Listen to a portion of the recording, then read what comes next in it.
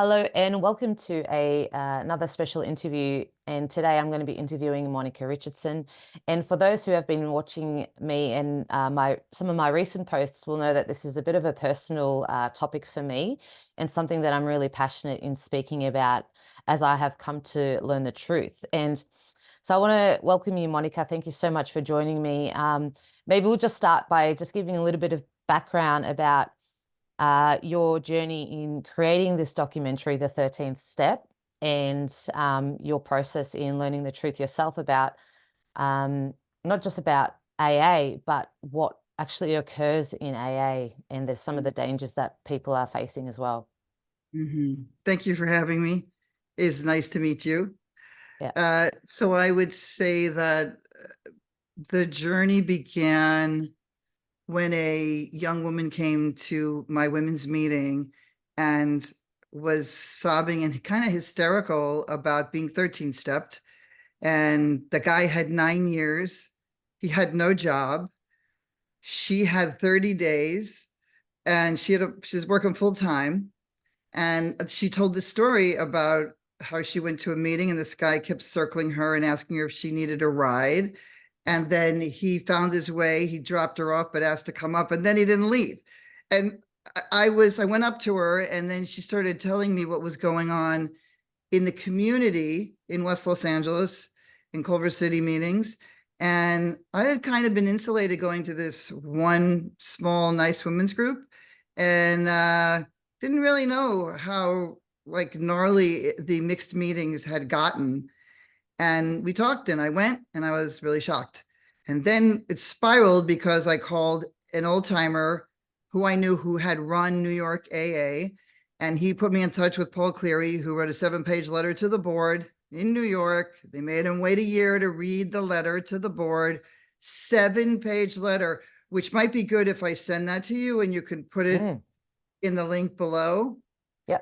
And it was really, I was sobbing. I was like crying as I was reading it because it was dealing about child molestation and rape more than sexual harassment, which the 13th step is like a nice way of, it's really sexual harassment within this community, but it goes much further because they're actually using their knowledge or their so-called knowledge about this so-called program, AA, or it's 12 steps, to get closer to somebody, and then you're gonna have sex with them. And very often too, like this situation with this young early 20 something, they also are financial predators. So, he didn't have a job and he's living off her. Then she needed another job. So that's how it began. And it was a pretty deep rabbit hole as I went out and started talking about 13 stepping and created a pamphlet and a flyer, and we were going to have a workshop. They kind of went crazy. They went nuts on us. And I had to start asking my husband to come with me because I was afraid for my own safety. And Wow. that was the beginning. Yeah. That's crazy. And like Yeah. I myself, like I have experienced someone trying to 13th step me as well, but Yeah. I kind of figured it out. And even though nothing bad happened to me in that sense, I can see exactly how something like this occurs because it is really seen and felt that in meetings that anyone that has more sobriety than you, it's like they have more, I don't know, knowledge, and they're more like experienced, and it's kind of like that creates that sort of power differential dynamic between someone that is new and vulnerable. And so I can Yeah. so totally see how Yeah. that would be occurring. And I actually haven't really, because I was so involved within my own recovery and my own journey that I haven't actually seen a lot of it in Australia, but I'm sure until actually your interview with Gabby where she highlighted a lot of issues, and I was like, I can guarantee that it's happening in Australia on a scale that I'm not even aware of, which is why it's really important to have this conversation. But the fact that you had AA members, making you feel unsafe when you started to point some Yeah. of these dangers out is a really key element, I guess, in that sort of almost like a cult mentality. It's like, how dare you challenge you know, our group? Would you Yeah, they agree had that? gotten, yeah, they got really bold. I would say that back in the 70s when I had experienced it, it was not that way. But I wasn't in California, and California and Los Angeles has a real problem because they have a thing called the Pacific Group, which is subcult group, which is very cultish. Now, Clancy Ismailin died during COVID. Thank God he's finally passed on because he was the creator of a really crazy uh, group that I don't know, go down that road right here because That's it's fine. like, Go for it. kind of like it goes deep dive there. But Australia, maybe it's different. When this was happening in 2010, someone said, "Oh, Australia dealt with this." In Australia at the time, you would go to your website there for your main AA, and they had a whole 2-page warnings about this at the time. Mhm. And so when I wanted to interview them, I wanted to maybe put them in the film, and it was like they said no, but they were really supportive. But then as when the years later I looked and it was gone, but it was they were dealing with it like Okay. straight up. Yeah. So I don't know, maybe it's better there. I kind of Yeah. don't so, but I don't know. I don't know. That's well, I guess that's why we're having this conversation because Yeah. we don't know. I don't know. Maybe it is an issue. And I guess we're opening that door for people to, I guess, reach out if they Mhm. have had that occur or if it is occurring where you are being 13th step and you do feel unsafe because like what you've shared in your film, people have been raped, murdered, and it's Mhm. extremely dangerous because you're in a space where you're opening up and with your most vulnerable experiences in your life that have been occurring. And so for someone to come and sort of just hijack that, that's especially you don't even know who you're sitting next to half the time in these meetings, especially with the courts. Can you talk a little bit about the courts, how they've Yeah. Yeah. been So taking apart? it's really, I was very shocked. I was somebody with 30 plus years sober. And I was really shocked to find out that courts were ordering violent offenders and sex offenders to meetings as part of their plea deals. So, in fact, many who are use that to get out of going to jail. And this is pre some of our really bad district attorneys here in Los Angeles, where it's really bad. But say prior to that, this population is was using that card because at the time you could go to rehab instead of go to if you played that card that I'm an alcoholic, I'm an addict. And so there was a program where you could go off to rehab instead of going to jail. And it really was bad when there was another murder that happened, which is probably another story. So I shouldn't go deep dive into it, but a really horrific murder of my husband friend. So he knew somebody, and this couple murdered him. Brutal, cut him up into pieces. It was unbelievable in downtown LA. Got very little coverage in the news, like Wow. almost like if it were 2020, it would have been all over the place, but there was no coverage. And I had to search for this tiny story about him. But I felt that it was AA related, and people were, saying, no, it's not, like people downtown, the detective. And I said, I'm telling you, but the story is when they finally brought the evidence from Pennsylvania, so they linked some of the stuff in Pennsylvania to what happened here in Los Angeles. Guess what we saw? We Well, saw him sitting across from somebody in a room. I don't know, it was the DA or somebody, and he was playing that card. He was wow. saying he was an addict and he was a heroin addict. And so oh my God. I said, there it is. There it is. It's like, uh, so to get back to the court ordering, the sex offenders, I learned long time back in the 70s, even when many of them actually don't have a drinking problem. Yeah, there's sloppy drunks who do bad, stupid things, but the real serious ones, they don't have drinking problems because Mm, what I was educated as that interferes with, them getting stimulated and all that. So it's really, I was like, whoa, okay. But the violent offenders, it's really bad because that involves the guns too. And mm. in America, when you have, oh man, I saw this movie called Private Violence. It was about domestic violence. And it was all with how they're allowed to. So you're not supposed to have a gun if you're a felon. And that Right. kind of comes together. So when Carla Brada, somebody in the community of the ex-stepper people online, we had this blog, said there is a murder that just happened in Los Angeles, Monica, and that was Carla Brada. And so I found her family, and we got to know each other and became friends, and they came into the film. But Mm. you know, her daughter, you know this because you saw the film, was taken. So it was in a rehab, and it's not really this whole thing of calling these things rehabs. These are people's homes. They are homes in neighborhoods sprinkled all over where there's 5 rooms. Her mother said there were 4 beds on the floor in each room. There were 20 people. The guy was billing Blue Cross and Blue Shield for taking people not just to a regular, possibly nice meeting, but is taking her to a ministry where there's all this mixture of felons that are Mm. playing this game. And like I said, he was court ordered like over 50 times and played the AA card over 20 something or years. And yeah, and there's courts that there's states that don't do it. There's places where it's better. Uh, but I Yeah. actually don't, yeah. I don't know what it's like in Australia. I know that people have been in prison, and I know that they do AA meetings in prison.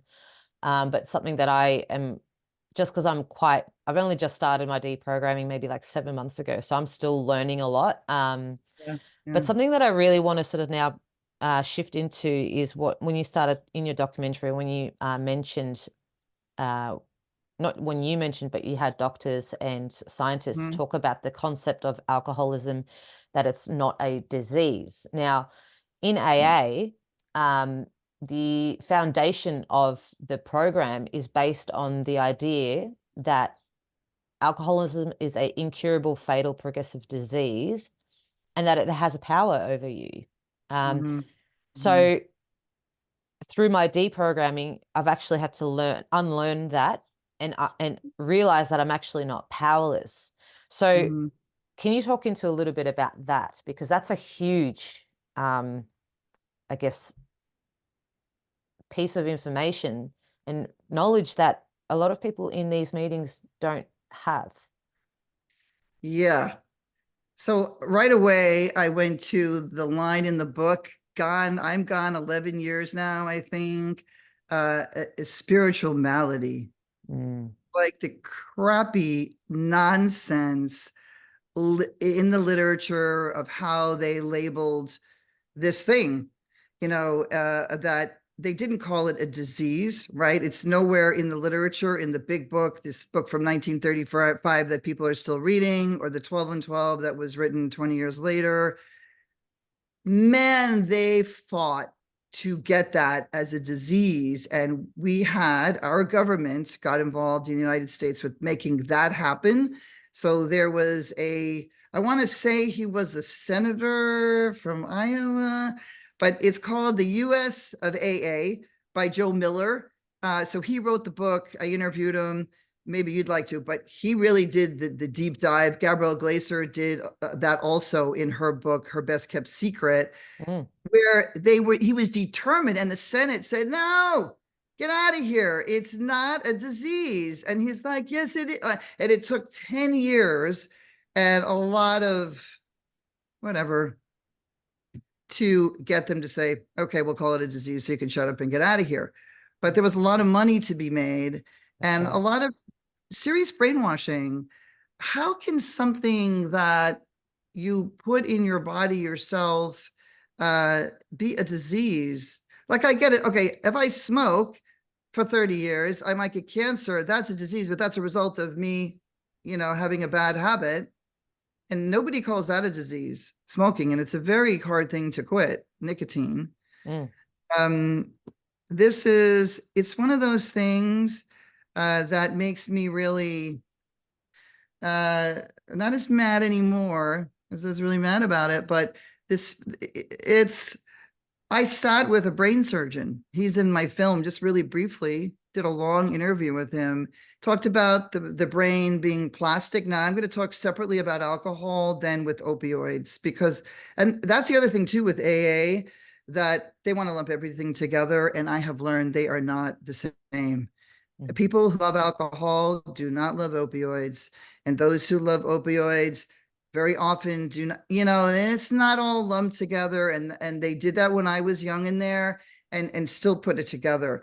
But so he said to me, Monica, when you're young, and when they say plastic, it's very malleable, it's soft, and it hardens as you get older, and different parts of the brain, like the front part, he talked about, there's the memory, and the part where they're learning about is all that, what do you call that?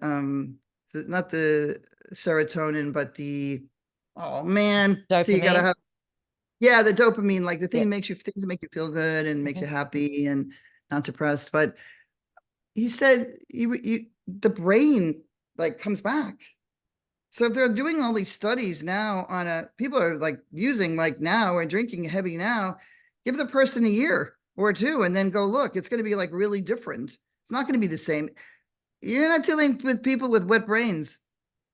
Like I saw people with wet brains in AA meetings in New York City, in the 70s. I don't think I ever saw another person like that in a meeting.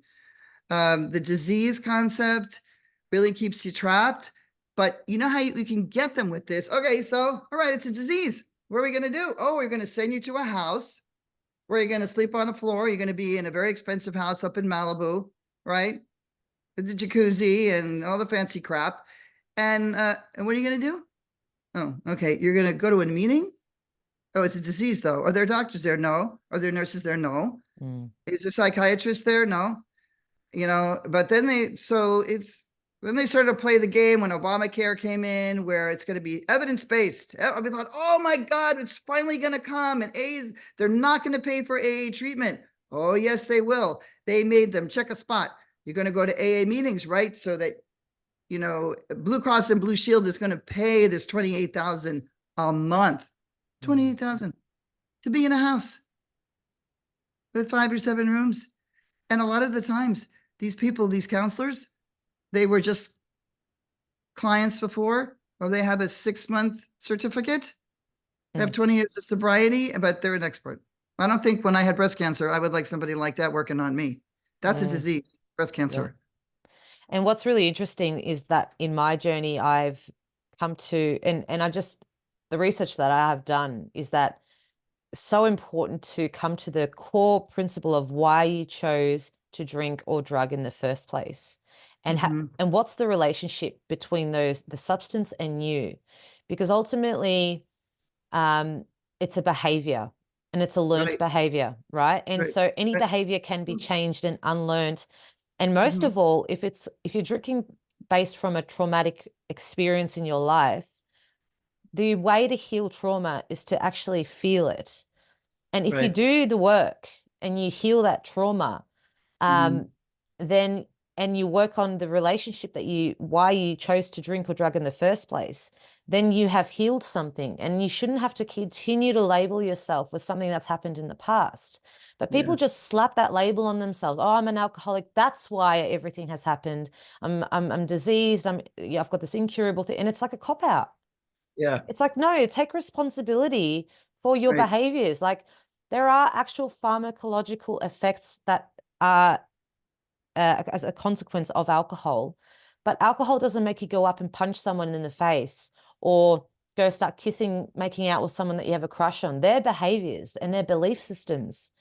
And Right. where you actually interviewed Mark Sheeran and Michelle Dunbar Mhm. from the Freedom Model, and their Right. book with the information that they're sharing, and it's all well-researched scientific data, Mhm. and that information is it's not a program, it's just how to think differently about it. And that for me was a game changer because I read that and I'm still going back through it here just to get, you know, rehash some things. But if people are looking to deprogram, like, so thank you for interviewing them because yeah, that you opened that Oh, you're door. welcome. Yeah, they're great. So they helped me when I left. There I you go. called her and she talked to me and told me her whole story. And so we've been friends for, I don't know, it was like 12 years. They really, really did help me. And I do think there's a lot of people who wind up in AA who are just the beginning of problematic drinking. They're not the hardcore. There are some people who have real issues, but those people actually need some other much more bigger help. Yeah. There are people that need more than a book to read. A lot of plant-based medicine is being used. Mhm. That it's very, very helpful. They're doing the research. They're seeing the results with that. But there's a lot of people like myself who quit alone. I quit. I said, that's it. And then 2 weeks later, I'm meeting all these AA people on the beach. And then every time I say it, I think I didn't think I was joining anything. Mm. I just wanted to hang around with other people that didn't drink. I was super young. And wow, before you go, really in and really in. All of a sudden, you're like, wait a second. I didn't sign up for this, but I was already sucked in.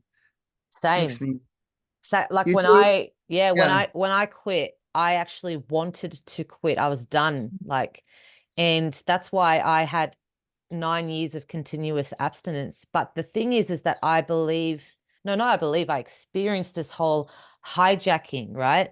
Because Yeah. I had an understanding that I was sick before I even came to AA because of how much it's been propagated through the, like, I guess the masses globally, like it's across Mhm. 75 countries in the world, right?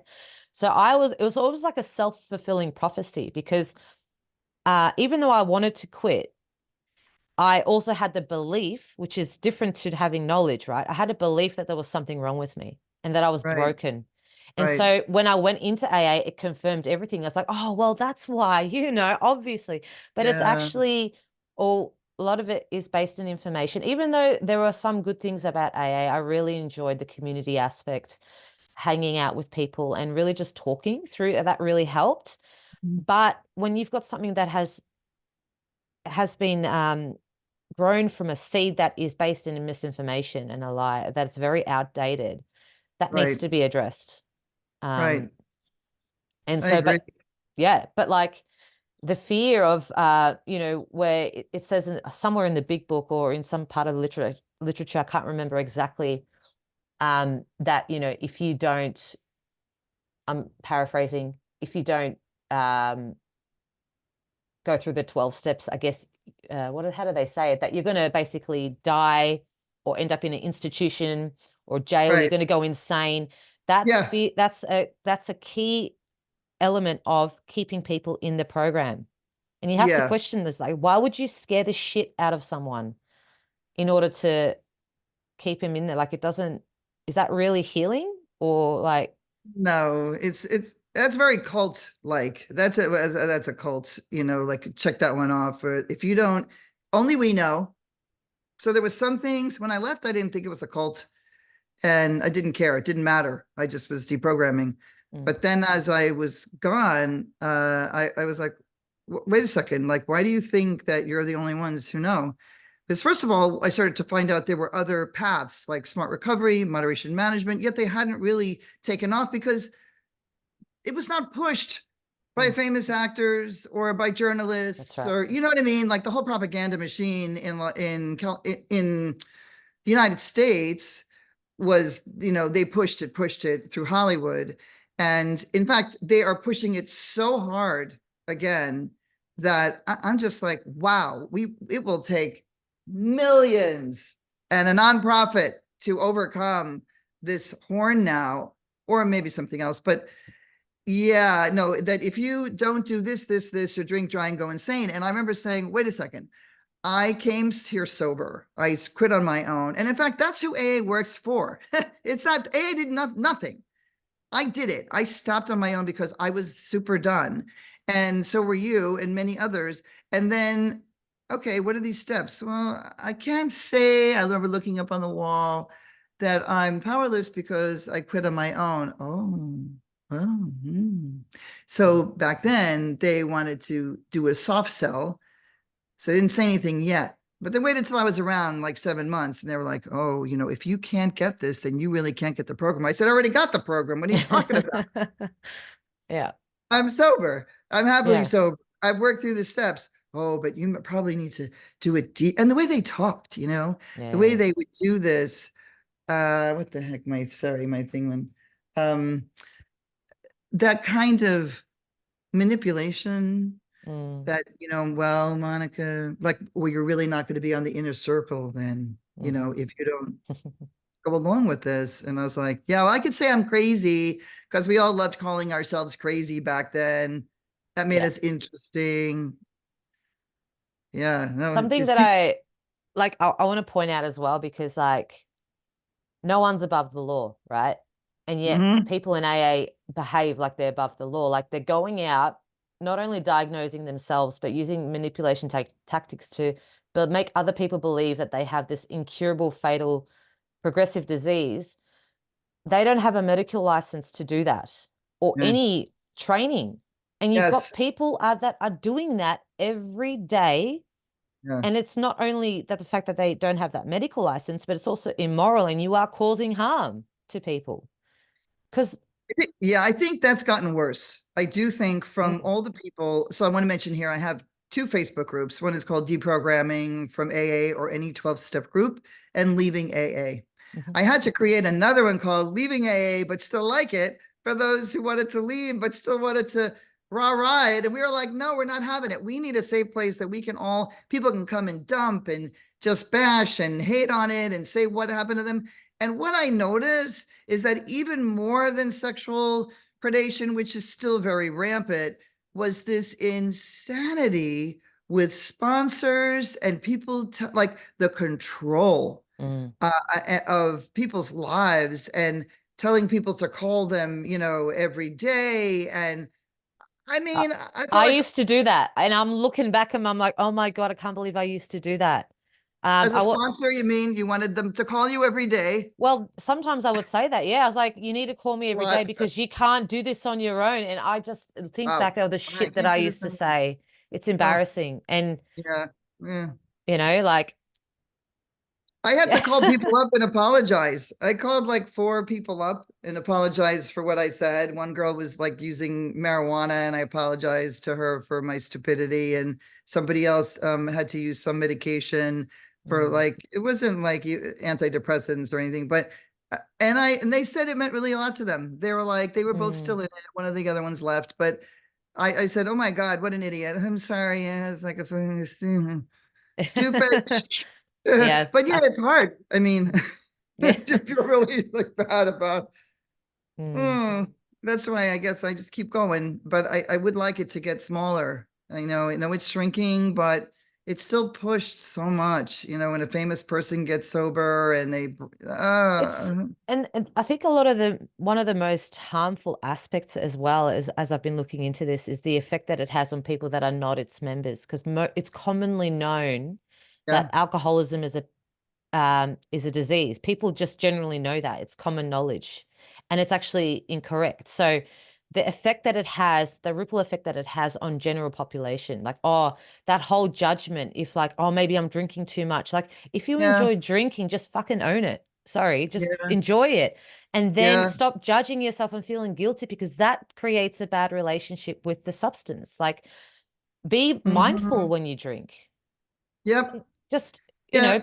enjoy Oh, it, yeah. like, and I am going to stand by and make this blanket statement. And through the research that I've done and the freedom model, I really stand by the knowing that anyone, no matter how bad you get, can moderate their drinking based on choice, what makes you happy, if that makes you even happy. Like the thought of me drinking like I used to just does not make me happy at all. There's no Right, desire for it, right, at right. all. But I have made the conscious decision to break my abstinence. Yeah, that's And good. that Congratulations. and you know what? I'm supposed to be Yeah, dead. I'm supposed to be going have this crazy obsession. None of that happened. And to say that, to even say that publicly, the sort of judgment that I'm going to cop, whatever, that's fine. But that proves to you how strong this ideology is that you will never be able to safely drink or moderate your drinking in. That's a lie. yes, it is. And how did it go for you, if you don't mind me asking? How'd it So go? Because I'd like to tell you too how it went for me. And so how did it go for you? so at first I had definitely had old patterns of thinking surface themselves up because I had suppressed it. And with anything that you suppress that's based in fear, it's always going to be there and it's going to come out. So I Right. had to So I went out a few times, had a good time. I really enjoyed it.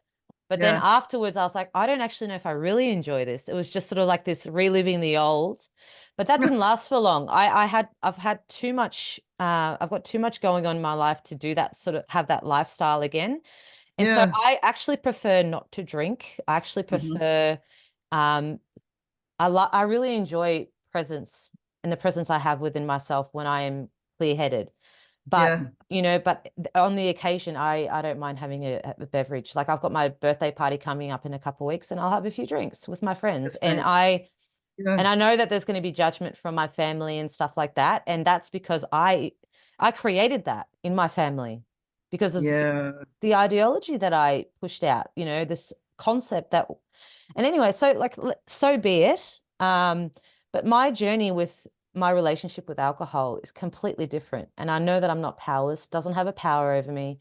I've Hmm. healed my trauma, but I've had Yeah. to really practice mindfulness and decide like, does it actually make me happy drinking like I used to? Absolutely not. Oh yeah. I couldn't imagine it would, right? I mean, Yeah, and plus like 9 years, it's like 10 years of your life. And a lot of yeah. people act out in their teen years or in their 20s or college years, but that's a big chunk of your life. And what I hate about AA and the people who are so brainwashed in it is that's a huge amount of time. Mm, And even a small amount of time when somebody's drinking really heavily, problematically, when they quit for a week, it's a big deal.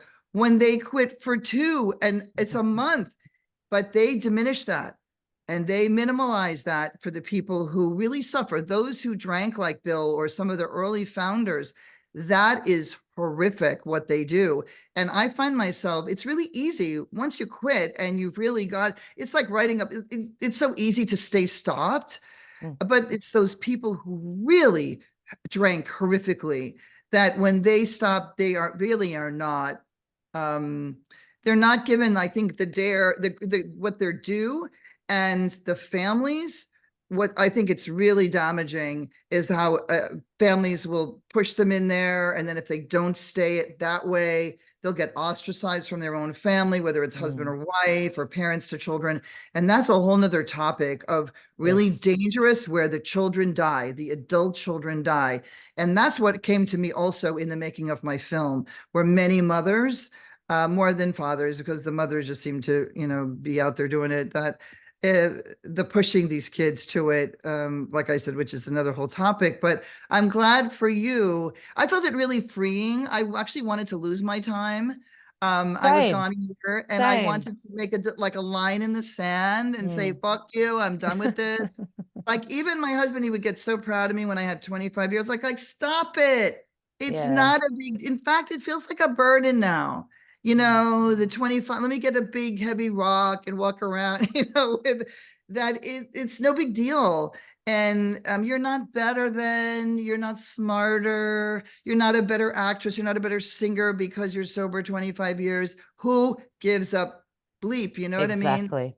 And so when I did, it was very, it was by accident at a party. And then I said, I'm just gonna very mindfully Yeah. uh, have a drink and let's see what happens. I knew I'd be fine, but it was life changing. Yeah. Like it was And really, also, yeah, it was life changing for me too. But also, I want to actually just make it one point is that I'm not advocating for people that are sober to all of a sudden go start drinking. Because if you believe that you are powerless and then you yeah, yeah, start yeah. drinking, then obviously you're going to have that effect of you're going to relapse and it's going to be uncontrollable and you'll spot. Like if you believe it, that's what's going to happen. You have to deprogram first, and you have to come to a knowing within your gut and your heart that nothing's going to happen to you if you decide to. And some people prefer my point is that we all have a choice. Yep. Every human being has a choice about what they want to do in their life, and they're not powerless. To say someone is powerless is like a direct insult to the human being. Like Yeah. it minimizes who we are as creatures walking in this earth. Like you can get quite deep and philosophical about it. And I think that's why Mhm. I'm really passionate about doing what I'm going to be doing now, speaking out about it and trying to, because the amount of people that have reached out to me just in a 3 days, last 2, 3 days is crazy. Really? Yeah. That your friends in the program? No, No, no, no, they've just, been just strangers, basically. ah, wow. I've had a few people that disagree with me, which is fine. You're allowed to disagree. I'm not trying to make anyone believe anything. I'm just speaking about the dangers that are in this wrapped up in this ideology that we're not look, we're not powerless. Anyway, so I've got like 2 or 3 phone calls that I'm making with people after this interview, just with people that want to talk about it. That Wow. Yeah. Yeah. Where are you speaking out? Are you on social media? And where are you speaking out? yes, on so Instagram, Facebook, I've got TikTok. I hate TikTok, but I do it because Yeah, it I reaches the know. kids, Yeah. teenagers, and that sort of thing. YouTube, BitChute, Rumble, and for Facebook, it's been pretty quiet, but Instagram's like I've had on one of the videos, I've like almost 10,000 views, and Wow. it's just blown up a little bit there. So it's been really good. Um, and people I'm encouraging people to have these conversations and challenge a like a this book, right, Yeah. is so old and outdated, and like it's just like it needs to change, like people Yeah, it that needs to change really badly. yeah, like That's people do, like, yeah, some people do need help with their like with their alcohol dependency, I guess what you could call it, is a better way to say mhm, it. If you're dependent yeah, on something to get you through the day, I understand how getting help from that for that. But AA is so ingrained in our culture that if people had the knowledge, it could change. So yeah. I don't know, like how are the what else can I do? What do you think? What else can I do to make more of a difference? Well, I Like, think you're doing it. I've just finally learned Instagram, mm. where I'm older and so, tell me what your name is on there. And I've never done shorts there about all of this. I've kind of, Yeah, and what happened is that Facebook got really quiet. Like I don't do it there except in the groups, yeah, but right. see, Instagram is sort of the world and the other platforms. But I think you should do that. Like exactly, that's a lot and it's too Okay, much for me. But I do think that exactly what you're doing. And I also support when people, we've had this conversation in the groups for like all the time. Somebody new will come in and there's people who just don't want to drink again. Now, these are people who drank for 30 years. So mm. why would I say, yeah, you've had enough anyway? What are you talking about? Why would I suggest you go drink? I drank for like Exactly. 4 years or whatever, 4 years, and you drank for 30. Yeah, you probably had enough. Yeah. And you don't need to drink. But I need it, and I should get to have a legal drink and have a cocktail and have a pretty glass of wine sitting looking at the ocean in Florida when I visit my family, and like all those things I missed. Yeah. Oh, it was so beautiful to be social and drink very normally, but I do not push it. Like I really now, I respect it, and we talk about it in the group, but it's a place where you can say, yeah, you can drink. I'm not say everybody should try it because I do think that some people, um, people haven't dealt with trauma, and you Mhm. have the camp that thinks it doesn't matter about that. I come from the camp that I think it matters if you've Of been sexually course. assaulted or raped Yeah. or child molested as a child, or um, if just something happened where you got to go address it. I mean, I addressed it like 15 years sober in my early 30s and did incredible childhood work, and it transformed me. It transformed Mm. me. And that actually was the beginning of my stepping back, not knowing it, like pushing back and having children and taking care of babies and my sons and making them my priority. I was super glad I did that and not make AA a priority when I had 15 years sober. Like, Like AA says is that you have to put AA in your recovery first before your family. oh, that's so Like bad. That's a cult. That's that's a cult talk. Oh, that's cold talk. It's like, oh, shut up, get out of here. Like these like groups of numbnuts. You see the people in those groups now. I'm telling you, when I went to AA like in the 70s, and even then, okay, you had your stragglers, the bad guys. They were on the periphery. They were like standing in the back, mhm. acting weird. But it's gotten because the predators know. Oh, here's another one about the predators. So when I started to do the work about the how unsafe it was, court ordering, there was a woman, she was a delegate in New York, and she said absolutely she was friends with the probation people in the prisons, and all the prisoners talk about, you just go to meetings. You don't even need to don't go to a bar, go to a Mm, freaking AA meeting. And if you want to rape, no, you're going to find a girl. She's not going to go tell anybody because she's embarrassed. She's in AA and that's she's right. embarrassed and she's not going to go to the police. Mhm. So I mean, I was shocked about that, but, She won't go and to in, the police as well because the idea that everyone has to be anonymous, that's oh, it's yo, supposed to yeah, you should. supposed to respect that. I'm like, if someone rapes you, you fucking go like to the police, you know? Like it's It's not funny, but it's just so it's nuts. I know, You but just like go I like, know, I what know. what's with these people? And in fact, you want to hear a funny story? So there's a club. This is like I was gone, but I was still going and like trying to stir things up with my safety pamphlets.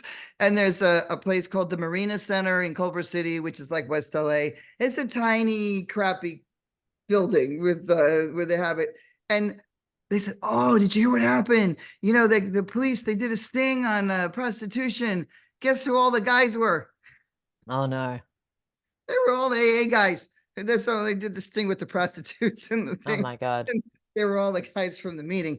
But anyway, Yeah. And look, even like we've sort of touched the word on the word cults. And that can be like, that's a pretty, I guess, a strong accusation towards a group, right? But sometimes like I'm not one to sugarcoat anything. And even if you are well intentioned, that doesn't justify the fact that you're not in a cult because the behaviors, like even like, one of the key factors and tenets of a cult is to recruit new members. yeah, And that's the 12th step. But people yeah, believe they're doing service. But when you flip it on the other side and you actually look at it, it's like you're actually just recruiting new members to make it bigger. To yeah. so you continually have more bodies coming in and out because that's the revolving door policy. That's how they make money. You know, That's yeah. I had a Mm-hmm. comment from one girl saying, I go to meetings and I only just put, my dollar in the basket. They never ask much from me. And that's what was they say it's no dues or fees. But when you look at it on the big picture, the amount of people that give that dollar or even $5 or $10 now, I see it a lot, saw that a lot of the time. Think about how much money that makes on a year in a year, and then what that sort of percentage gets sent to, was it GSO in New York? Or I never got really high up in the Yeah.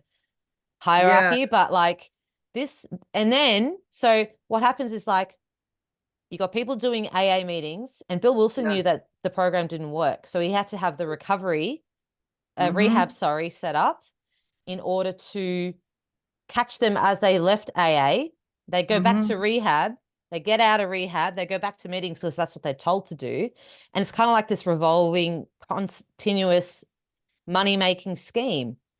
And Mm-hmm. that is how the business model works in a nutshell. Like there you can go in more detail, but what's his name? Mark Sheeran explains it really well in the Sure. Freedom Oh Model. yeah. I It was mean, they really awesome. they're really no. We were actually going to do more interviews. I'm going to interview them, and they're probably going to interview me because I think the more I think it's so great because Gabby did one and I had forgotten. I was like, oh my God, I never got in touch with her to like even see if she put it up. And then I was like, oh, I never got back to this woman, which was you. And I think just the more the merrier, the more on YouTube, because honestly, when I left, all we had was a guy who was making this stuff, I think in England, and he was like like electric guitar player, and it had like music, and then it had like scratchy stuff, and then it had the words of exposing AA. That was the extent Wow. of what people were willing to do. And Mm. so it's come a long way. And I think the more people who do it, the better it is, because people get empowered to go like, this is nonsense. If you want to go there, fine, but you better beware and be careful. And the service part too, though, okay, that's another thing that keeps it going. That's a thing that Smart Recovery didn't have, so that they don't push it. so that people, okay, have a group and start a group, and you got to do it to stay sober. Mm, Smart recovery is not going to do that.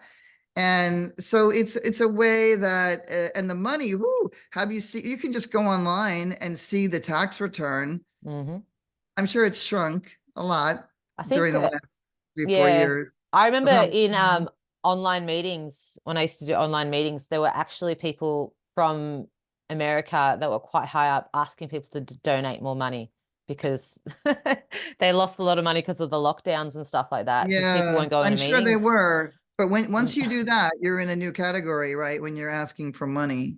Mhm, So they can't say that New York is not connected to the groups. When you are asking members for money, mhm, you are soliciting, and hopefully they'll get into big trouble, big trouble, and will be sued in numerous ways because I mean, people are better about people telling not to take their medication, whether it's antidepressants or even take your psilocybin microdose, mhm, that it's nobody's business. And if somebody's using cannabis, where it's legal, to also help them, it's none of anybody's business. Or to take pain meds. I knew people who had major surgery. It was like, oh, go tell your doctor that I'm an addict. Wait, when was the last time you used? Oh, 40 years ago. Like, it's really weird. It's super, yeah. And like, I think that you in your documentary you talked about that there were a lot of lawsuits, not a lot, well, I don't know how many, but that Yeah. there were actual lawsuits going on towards AA because of due to wrongful death. Do Mhm. you remember some of maybe an example? Because that's a pretty serious Yeah, it got dropped. So the one that was right. involved with Carla Brada and her parents, it was dropped. But later I found out that the head of the courthouse, so every courthouse has a judge who's in charge of it, and Mhm, I actually finally got to meet him. And I don't know whether he was a stepper, but he sure loved AA and told me he wanted nothing to do with me. So if you have, I think it was felt so corrupt. New mhm, York, I heard that there were lawsuits. A guy jumped out of a building after being told by an AA member, to not take his antidepressants. And that's when the guy who was on the board who left, the guy in the blue shirt yes, who yep. I interviewed. Now, last Jim? year, Jim? Jim, Yeah, Jim, I posted his entire interview. I put it up when I put up my film for free. Well, maybe I'll plug it here. yep. So I decided, Amazon was going through some changes and they weren't paying me my money. And I said, you know what, screw this. I'm just going to put it for free on YouTube. It's really a passion project anyway. It's not been about the money. So it's up there for free, the 50-minute version. And then I said, let me put this, he was on the board. And Mm, he said, they were like crazy the way they acted when my letter came. And he and another wow. journalist, they stepped away. But, people told me stories about this man who jumped from a building, and they started their own meeting for people who were on meds and wanted to just talk freely without people judging them. And there was a lawsuit that they won, that they paid them out. And when I went to New York, I went to where you go to search in the buildings for records. And I'm not a private detective and I'm not a detective, but I, went and I couldn't find it. And they can be sealed.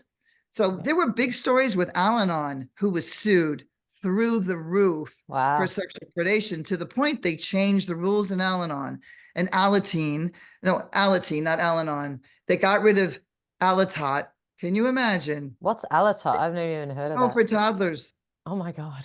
Yeah. So Alateen, Wow. you had to have background check to be a leader and a sponsor. So they were sued so badly, I heard, in California, but I couldn't find it, and I Mm. really kind of gave up on.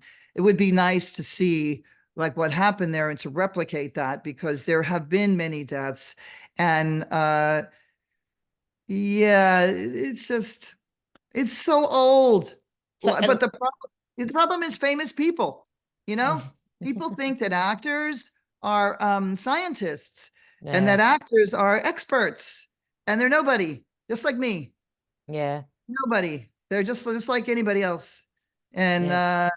I think COVID really really opened our eyes to we all are just people Mm. walking around in our sweats behind a mask for Yeah. 2 years or whatever. People really started to see the whole look at me, whether it's Beyonce or whoever, Like, shut the like, fuck up. yeah, Like, you don't seriously. matter. You Yeah. don't matter. I don't care.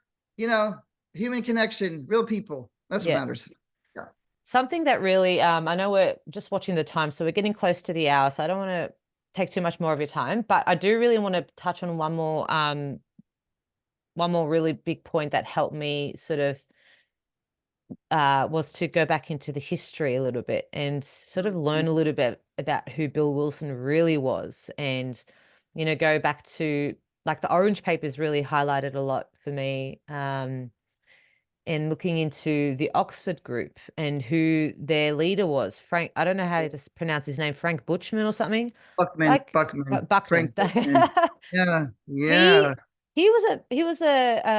he had accusations that, from schools and young boys, that he molested them, and he idolized Adolf Hitler. Like, he was a extremist. yeah. He was, and that's why they had to separate themselves from him. Was the part with Hitler? So you think Yeah. A is created in 35. They really all went to the Oxford groups to get sober. And then this guy was such a manipulator. I mean, he was getting doctors. It was a crazy time where very wealthy people, they must be very empty. There's people back then that need this kind of thing. It still goes on today, but where he went to England and somebody gave him like a big mansion and but he was very much aligned with Hitler and Hitler's beliefs. And so Bill and Bob knew they had to separate him from that and kind of form their own thing. But, Glenn Close, there's a fabulous article that got written in the Hollywood Reporter that I posted on one of my blogs. Her Glenn. father was a doctor. And, this Academy Award winning, nominated many times, was in the cult of the Oxford movement and talked Oh, about not wow. having a voice. And she's done a couple of movies where no AA is mentioned. She was in the movie with Mila Kunis. About 3 days, her daughter was addicted and then to opioids. And then another movie that was a true story. But I know we have like the time, but Glenn It's okay. Close was in as a child. And her fucking father, believed in this nonsense. And yeah, so it took her to be a grown adult and to process it and probably, go to therapy. You could go look in the Hollywood Reporter, Glenn Close, the Oxford groups, and you'll find the article. I'll find it. It's Yeah, it's really powerful. The history is so, the Rockefellers and Henry Ford, look at the history of some of the people involved in it. He didn't get $500. The story people like to tell in a meeting, it was like $5,000. Without it, that big book would have never been published. And his story is they come from a grandfather who was a horrific drunk. So his father was a teetotaler and he was a non-drinker. And they thought, wow, this is great stuff, man. This is really good stuff. And also Ford, I think Henry Ford was a big racist. He Mm. really was. And he also a non-drinker. Like, so some of these people, there was a lot of judgment. Now, of course, you realize we had, well, maybe you don't, but unfortunately in America, we had prohibition that went from 1920 into 33. So for 13 years, you had really strange times. And that created crazy drinking. It created binge drinking Hmm. prohibition.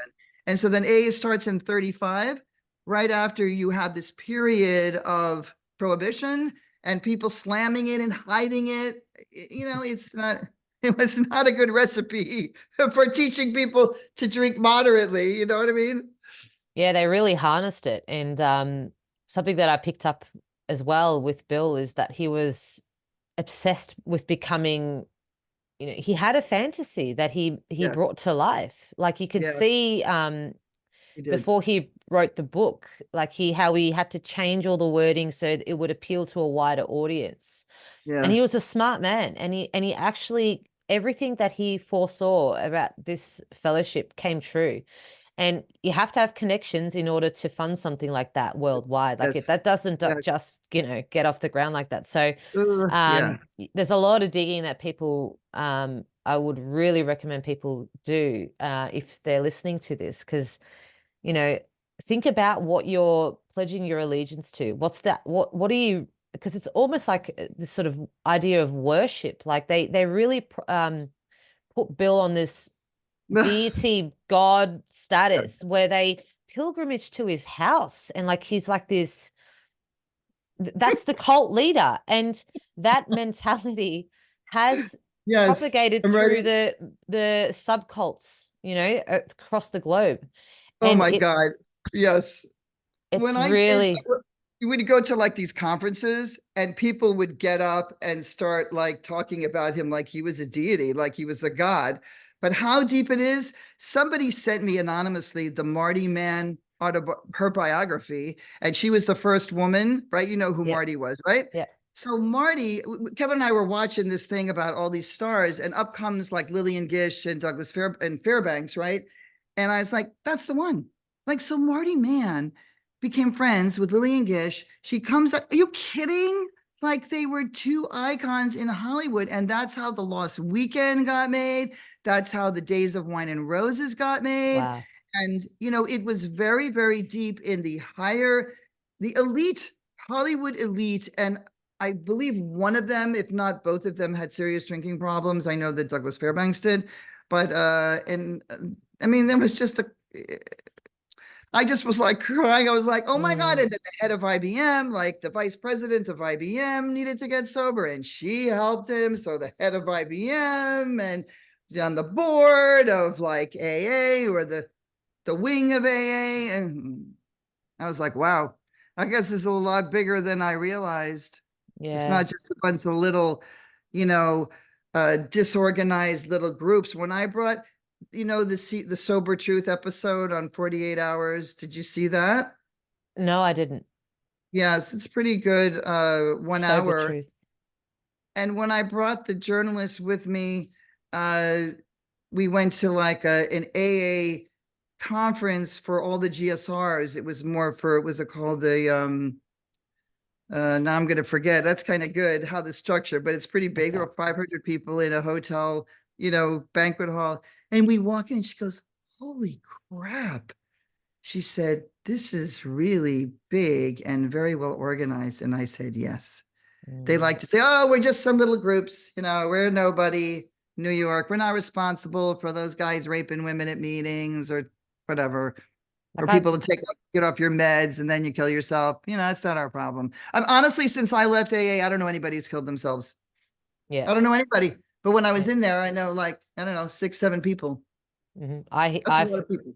I've heard that probably about the same amount or more, suicide, just that constant struggle of trying to recover from something that doesn't even exist. That, recovery and alcoholism are two sides of the same coin, and when you're stuck in that trap, you're stuck.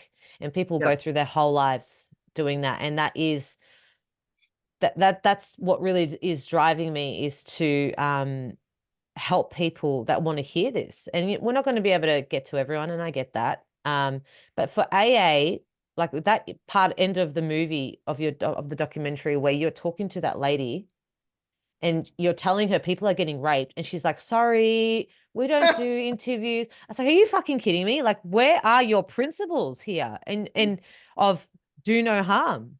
Like, you should know that Yeah. if someone's coming to you like yourself saying this is going on, and no, and that they don't want to hear it, have a bar of it, like, we've got a serious problem here. And so I guess, like, sort of wrapping it up, like, I don't know how big the problem is in Australia, I'll be completely honest.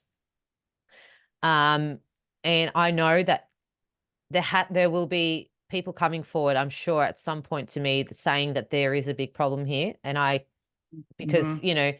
there Interesting. are Yeah. there Mm-hmm. are bad people everywhere. And Right. if you are a someone that is out to hurt someone because that brings you pleasure, you will find it in AA meetings, because there are a lot of vulnerable people. And Right. so I know that this is happening here. And so I guess what what would you recommend people to do if they have been someone that has been directly hurt by someone else, 13th stepped, or someone that wants to find another solution? Like, what, I know we've sort of touched on it a little bit, but maybe just like talk a little bit about what someone can do to change. I think, well, as far as reporting, I do think that people should report like everything more. So if you're, and what is the 13 stepping? It's actually called sexual harassment. And in today's world, after Me Too, there is sort of more of a support, not inside if you're in a hardcore group, but I would say at every level, if you've been to rehab and somebody in the work environment of that rehab is doing that, oh my God, that's a lawsuit. Sue them. That is Yeah. civil, Mhm. right? And the more people do, like in a workplace, and that happens way too much, where people don't realize they have a lot of power in those situations. And if you want other help, I would say, although Smart Recovery has been very infested with Alcoholics Anonymous members, as they love to do, it's still better. It's a real book. There's a really great manual. The Freedom Model is a great book, and they've created a whole online program. uh, what else would I say? Moderation management is actually great tools. Simple. I don't think there's many meetings. The Sinclair method has really grown because of Claudia Christian. So Mhm. I would say you could go to One Little Pill. That's her movie. She created the C3 Foundation. People who want to drink and moderate or reduce and then stop in a saner way. They take naltrexone, and Mhm. she connects them with doctors. That's another great tool. And, to Google, let's see, 60 Minutes, I think, did an episode about using plant-based medicine for alcohol, uh, problematic and addiction with that, and depression, and you'll see those pop up. And then, Mm. but yeah, I mean, but report like at every Yeah. level, documented, send emails to New York, send it to your higher uppers, and watch the pushback, and then fight Yeah. them, Yeah. fight them. And Mhm. I think ultimately is to really that there are multiple ways someone can change their habit or stop or get help, or just by talking to different types of, there is not one way to do something. Yeah, there's a um woman everybody talks about. She has a couple of books, and I'm forgetting her name, but it's really, I'm sorry. She's somebody I've always wanted to interview and never did, but she's people really kind of sane, and talks about, I mean, there's a couple of other women who've written books that are, and now I can't promote them because there are too many books in there. That's But okay. Just send it to me afterwards, and then I can always post them later on, as I'm doing this work. But I just okay. really want to say, like, it's hard, and I think for like the challenges that you have had to face making this documentary and all the pushback that you would have received, I just really want to say thank you, because you opened the door for me and it's changed my life. So Oh, I thank you. really, I really thank you for your work, and Thank I you. hope to be able to continue your work as well over here in Australia, and to interview more people and sort of make those connections and make this voice stronger. And that's the voice of that there is another way. There are multiple other ways. You don't have Mhm. to spend the rest of your life going to meetings and going and staying in recovery, because you can Yeah. heal. Yeah. So It's thank so you. true. Thank you so much. Thank you. It's so nice to meet you. And thank you Mm, for having me on. And maybe we can have another conversation. I reckon we should. So Me too. Okay, yeah. I could have you on my channel. I can Sounds then good. interview you. All right, sounds good. All All right. right, thank you. Thanks, Monica. All right, take care. Bye-bye.